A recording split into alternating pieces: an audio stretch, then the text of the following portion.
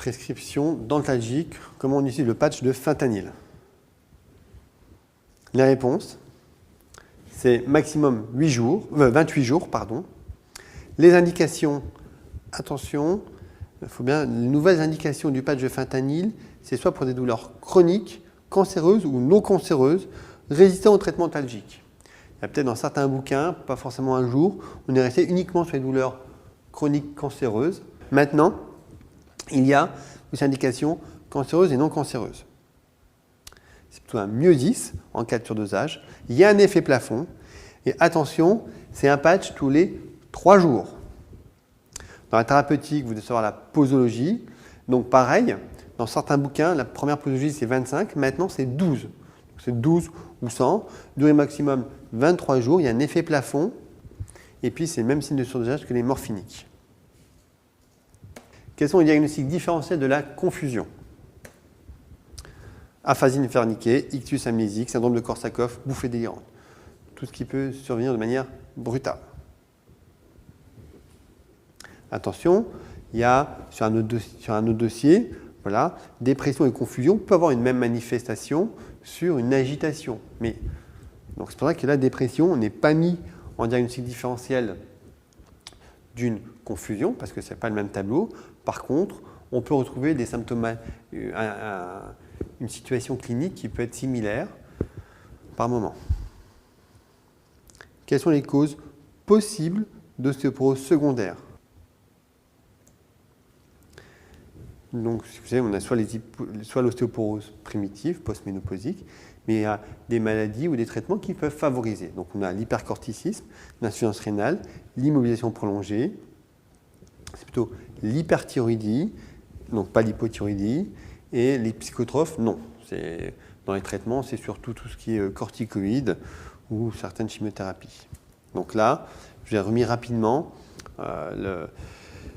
les causes d'ostéoporose secondaire, donc toutes les causes endocriniennes, les médicaments, l'alcool et le tabac, les cancers, les rhumatismes inflammatoires. Donc la polyarthrite rhumatoïde et les spondylarthrites, par la maladie elle-même, peuvent entraîner une ostéoporose, mais aussi parce que souvent avec les traitements, comme la corticothérapie, l'immobilisation prolongée, l'hypercalciurie, l'immunochromatose et l'insuffisance rénale chronique ou hépatique.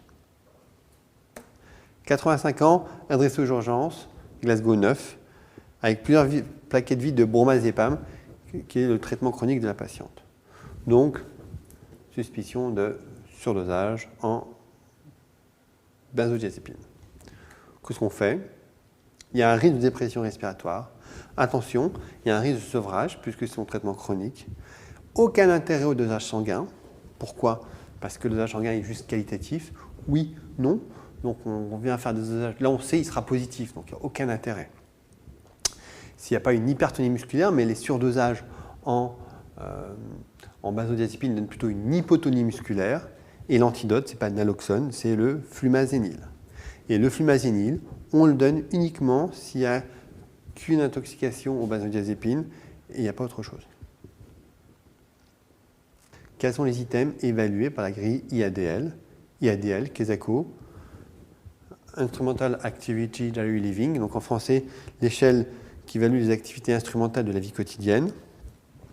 Donc l'IADL est sur 8 items, donc c'est le ménage, le linge et le budget. Ce n'est pas capacité à conduire une voiture, c'est capacité à prendre les transports en commun et à se laver. Ce n'est pas dans l'IADL, c'est dans l'ADL.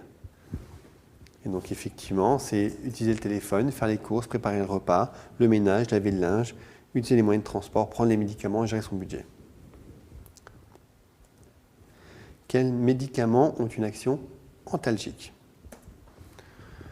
Là, ici, c'est la lidocaïne et les biphosphonates.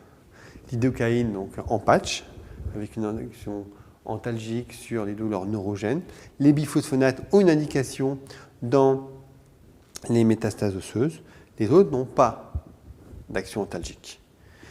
La plupart des médicaments co-antalgiques, donc les tricycliques, ont vraiment une action antalgique directe, comme les antiépileptiques. Les corticoïdes peuvent avoir une action antalgique sur les métastases, quand il y a des œdèmes, l'inflammation. Les biphosphonates sur les métastases osseuses. Les antispasmodiques sur les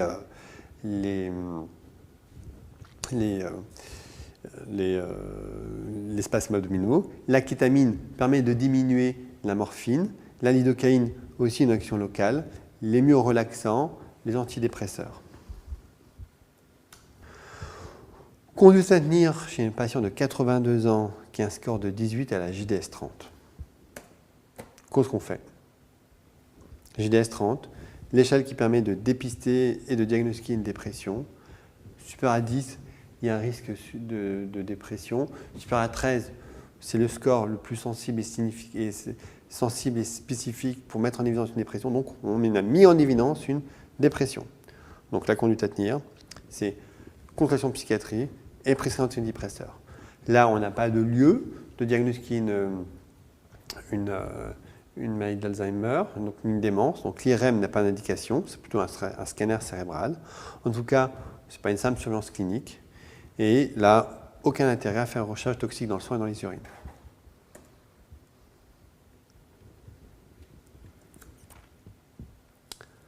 À propos de l'alimentation parentérale.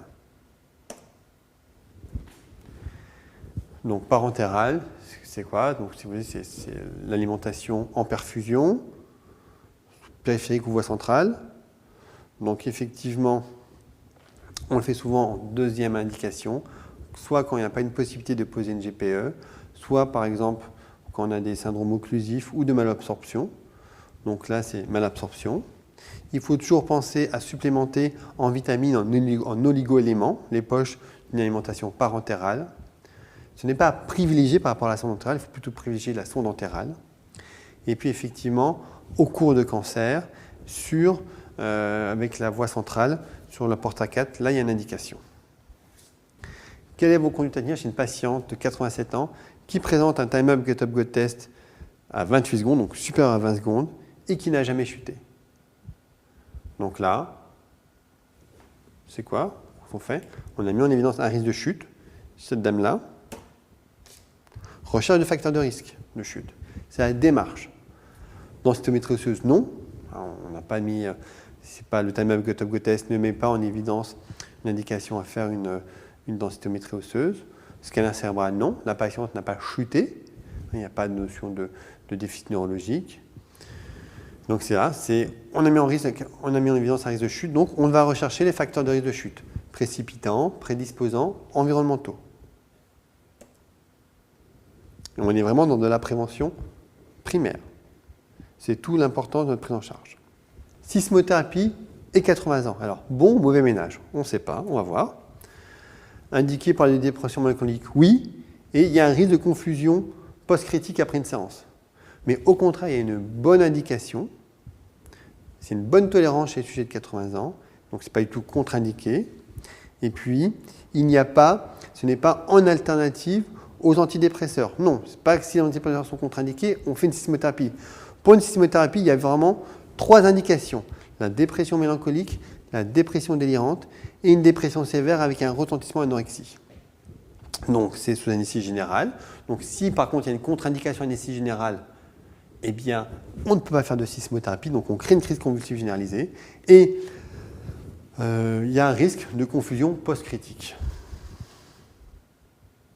Et c'est très efficace, très bien toléré et rapidement efficace chez le sujet âgé. Donc il y a toute sa place.